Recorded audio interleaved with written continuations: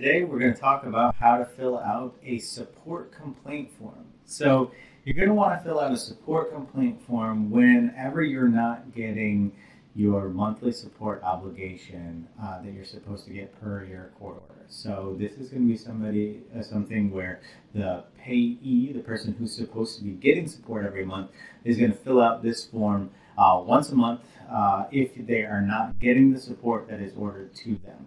And so you will fill out this form, and it's really important that we go over how to fill out this form, because there's a ton of information that is asked for on this form that's really helpful when we're trying to figure out how to enforce that support order. So we want to make sure that we have good information, because the place that we can get the best information usually is from the parents who have that case, because the parents who have the case have a lot more information than we do.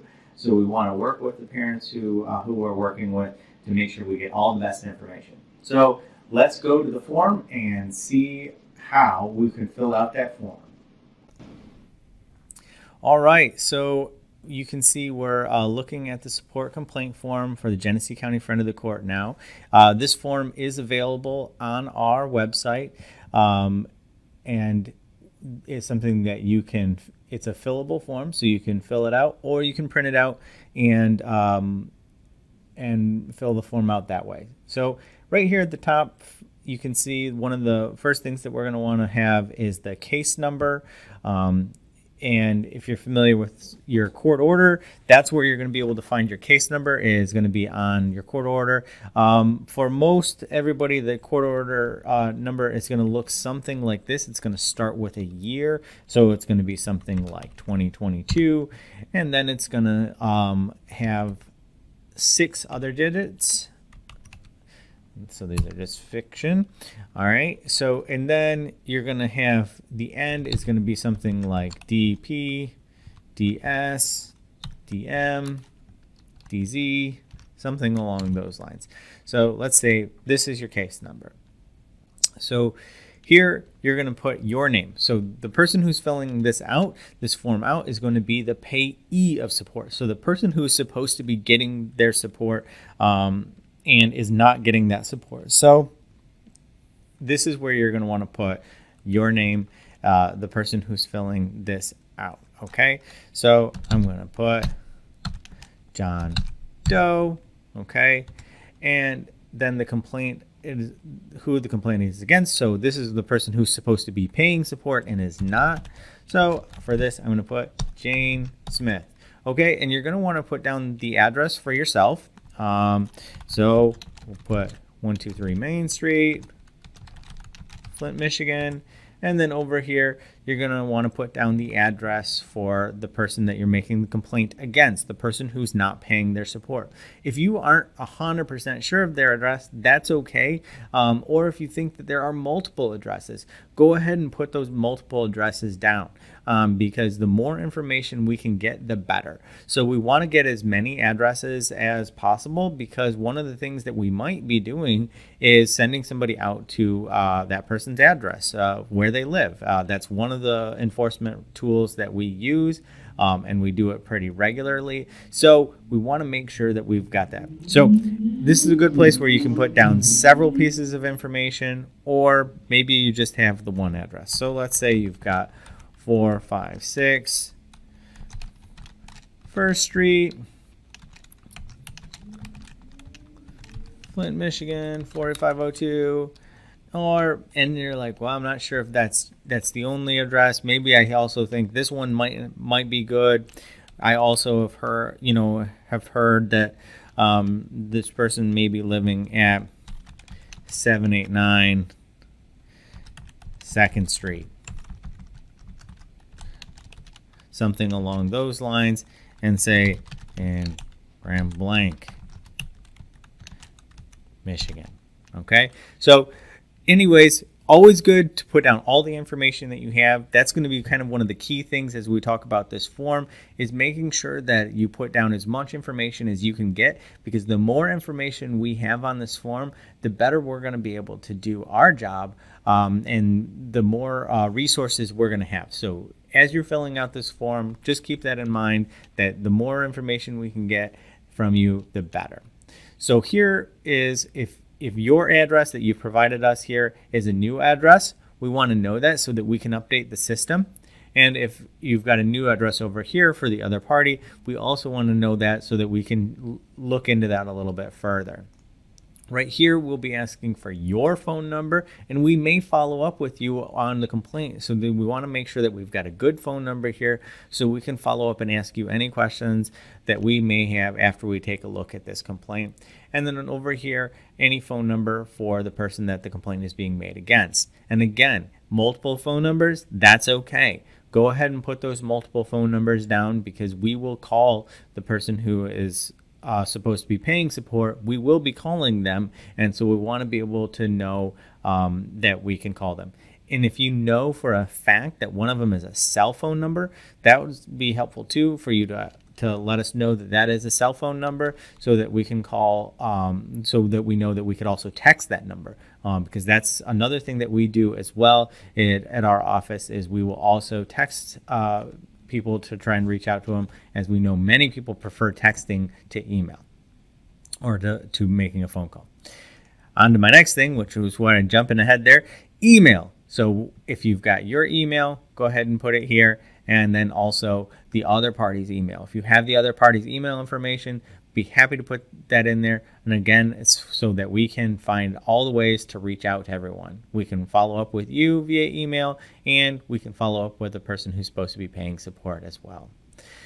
Right here, we've got complaint is what is it due to? Non-payment, meaning didn't get any of the payment, or a partial payment. And so maybe only got half of a monthly obligation. So let's talk about monthly obligation really quick. So if a child is under the age of majority, so they're under 18 or 19 and a half, and we've got a current support order that's charging every single month, that's the support order, right? So it could be $200 a month charging every single month.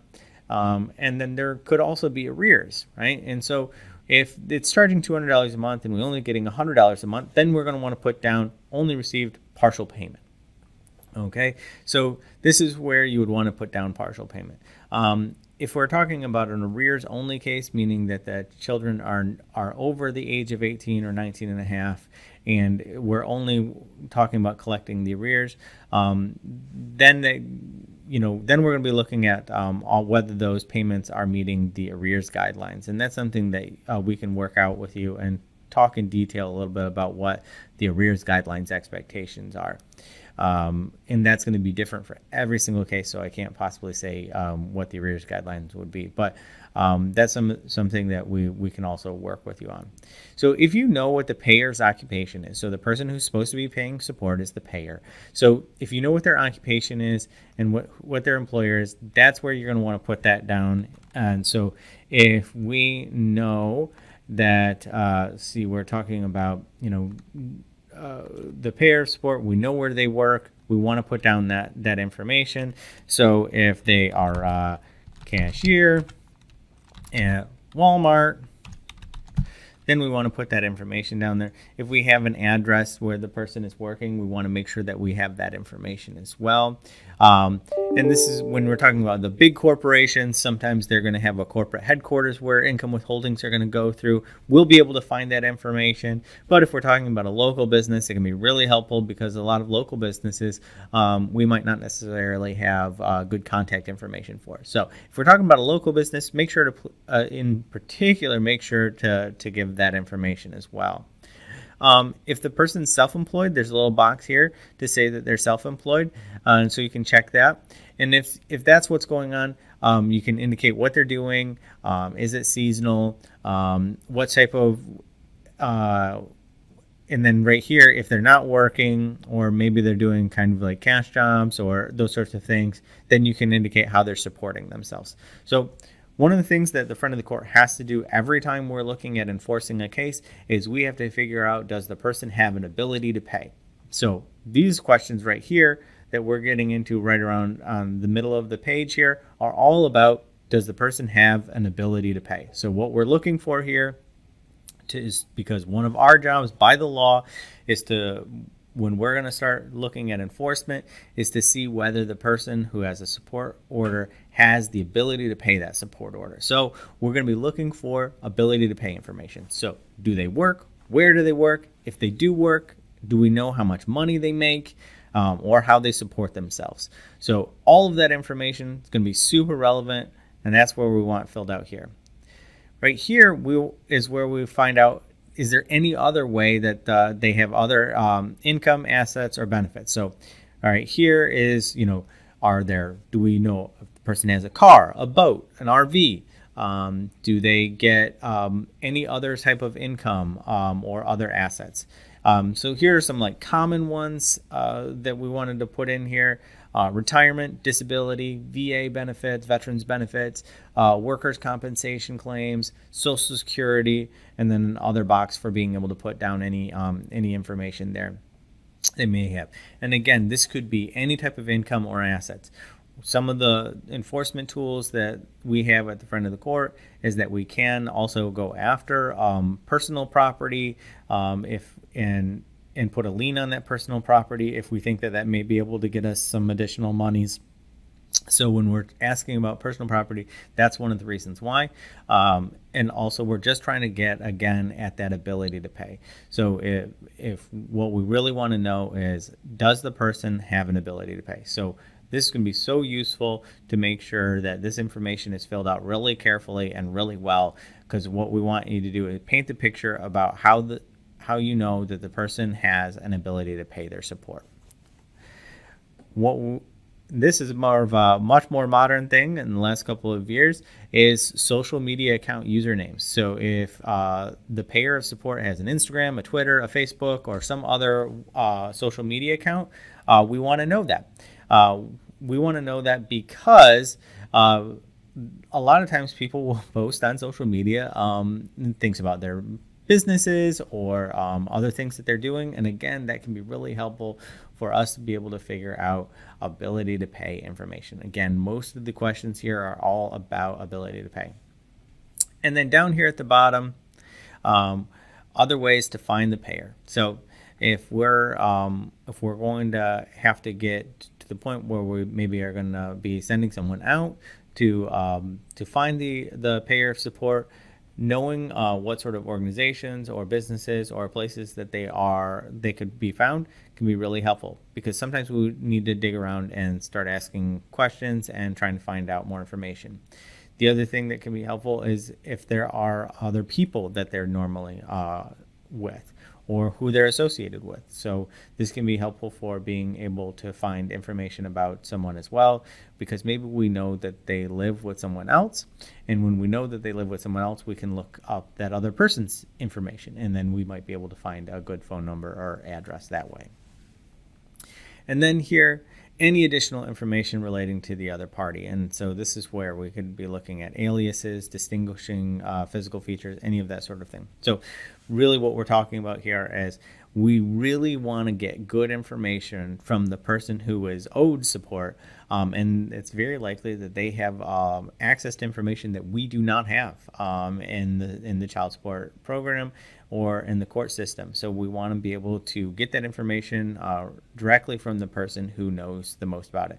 And as we said here, attach additional pages as needed. So if you have a ton of information, Facebook posts, any sort of social media posts, then you can print those out and attach them, or other information that could be relevant or helpful, please send it in. Anything that we can get from the parents is helpful, because the parents know a lot more about what's going on with their family than the system will. So feel free to share any of that information. And then here is where we would like your signature and your date, the person who filled this out. So, and this can be sent to our office in the mail to 630 South Saginaw Street, Suite 2500 in Flint, Michigan. It could be emailed to us at focinfo at co.genesee.mi.us, or our new email address is focinfo at geneseecountymi.gov. Either of those will work, so you can send it to either one of those email addresses. You can walk it into us. You can send it in to us via My Child Support, which is a great way of sending us communications securely. And the form is available on there as well, so you can fill out that form and send it through My Child Support as well. So lots of different ways for you to get that information to us. Some folks even submit it to us via Facebook Messenger. Lots of different ways that people send documents to us. We'll take it anyway, and we'll get it into our system, and then this will be worked by an enforcement staff member in our office, and we will send a response to you in writing, letting you know what we're doing. Normally, once we get a complaint, we're going to take a look at the information that we've received, see if that gives us any new leads for information to look into, like, hey, oh, we didn't know about that employer. Great. Now we'll find out if we can send an income withholding order to that employer. We'll also use any other information that's provided to try to gather additional information for the file so that we can move forward with enforcement. And then we'll be evaluating what's going to be the right choice for us to move forward. With a lot of our initial complaints, we're going to try to reach out to the person who's supposed to be paying support, find out what's going on, see if we can get some payments rolling on, and see what is the reason why we're not getting payments. And then we will escalate that to further and further enforcement tools, including we could be looking at license suspensions. We could be looking at sending out a deputy to a place of business or residence. We could be looking at court hearings. So lots of different enforcement options we have available, but it all starts with getting good information. And this form here, the child support complaint form, is one of the most useful places for us to get that information. And so, and when you fill out a child support complaint, a lot of times people think, I just got to fill out the basic information, my name, the other person's name, and then they sign it. And a lot of times this other information gets left blank. But it's really helpful information. Any information we get here that talks about what the person's ability to pay is going to be super helpful, and will make it much easier for us to do our job. Again, you can find this form on our website, and you can submit it to us a bunch of different ways. If you ever have any questions about the child support complaint form, that's something that we can definitely answer here at the Genesee County Friend of the Court. You can give us a call at 810-257-3300, or you can contact us on My Child Support, or you can send us an email. If there's anything we can do to help anyone with a support complaint, please feel free to reach out to us. As always, we're here to serve.